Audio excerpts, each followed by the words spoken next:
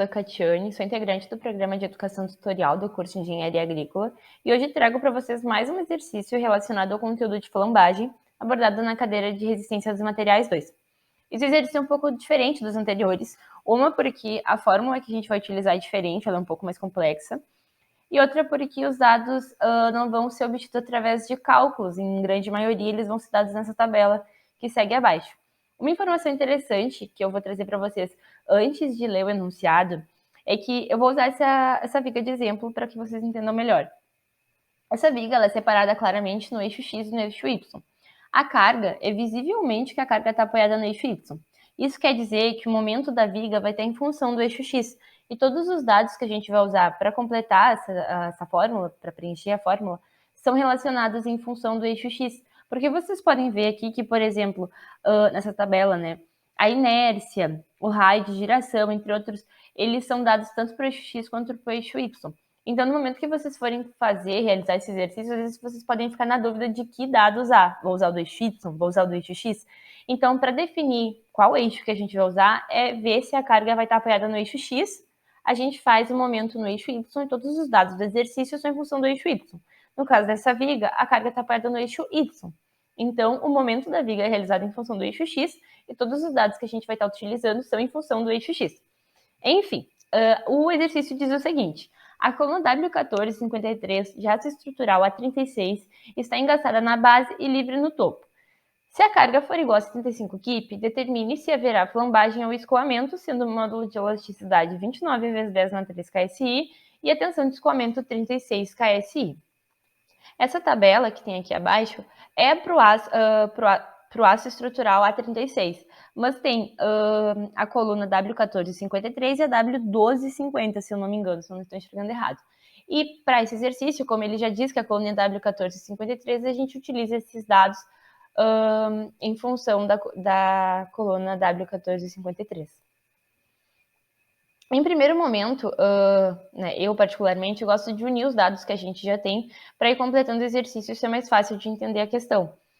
A gente tem que a coluna W1453, que é o de aço A36, a carga é 75 kip, o módulo de elasticidade 29 vezes 10 na 3 KSI e a tensão de escoamento 36 KSI. Ela é engastada e livre, então o nosso coeficiente dimensional é igual a 2, e esse é a excentricidade da carga P. Normalmente nessas vigas ele já está no próprio desenho da viga. Ali a gente pode ver que é o D, assim. Ele está quase sempre demonstrado no próprio desenho, ele vai ser indicado no enunciado da questão. Então, a gente começa a completar aquela fórmula. É uma fórmula um pouco mais extensa, né, como eu havia dito. Vou voltar aqui no slide anterior para a gente entender a fórmula que a gente vai usar. É a tensão máxima. Ela é igual à carga sobre a área, vezes 1 mais esse E, então é a excentricidade da carga P, que é o 10, como a gente tinha conversado. Esse C, ele é dado na tabela, é como se fosse a altura. Mas aqui na tabela, ele é o D. Então, ali é a altura D em polegadas. A gente vai estar usando o 13,92.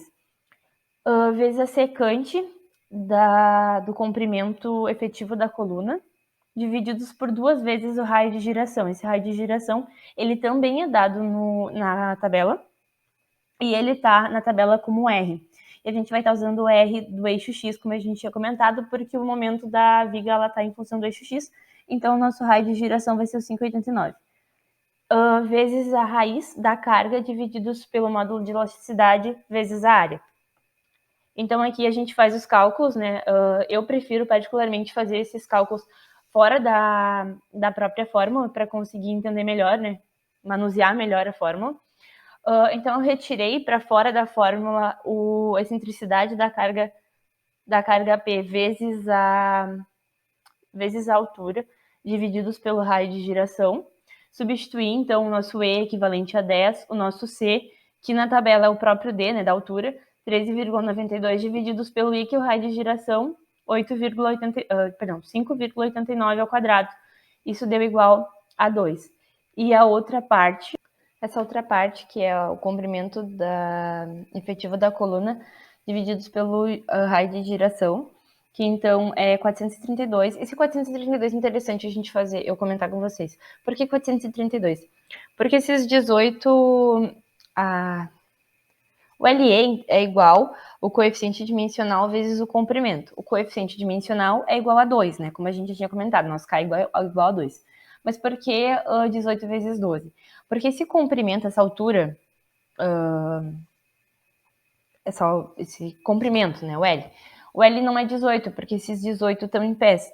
Mas, entretanto, todos os outros dados da tabela, do exercício, estão em polegadas, então é necessário fazer essa conversão de pés para polegadas multiplicando por 12. Então, 18 que é o comprimento, vezes 12, para transformar para polegada, vezes 2, que é o nosso coeficiente dimensional, vai ser os 432. Então, LE, 432, dividido pelo raio de giração, que é 5,89, vão ser igual a 73,345. Então, a gente já tem esses dados, né, aqui no exercício. Eu só passei a fórmula que a gente tinha conversado antes para o exercício.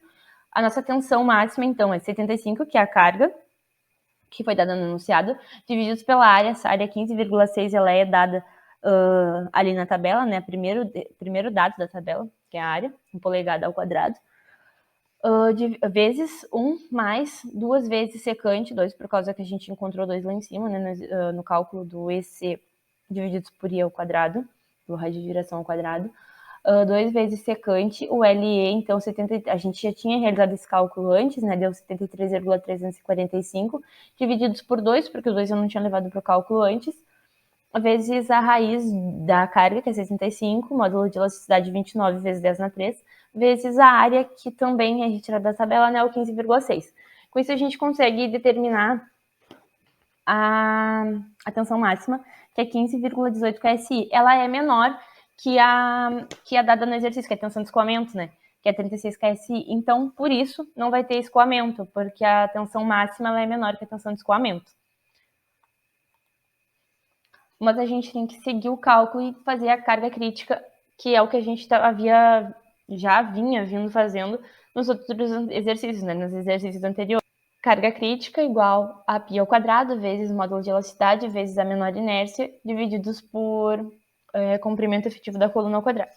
Então, π ao quadrado vezes 29 vezes 10 na 3, vezes 57,7, que é a inércia retirada da tabela, divididas por 432 ao quadrado. Isso vai dar 88,5 kip.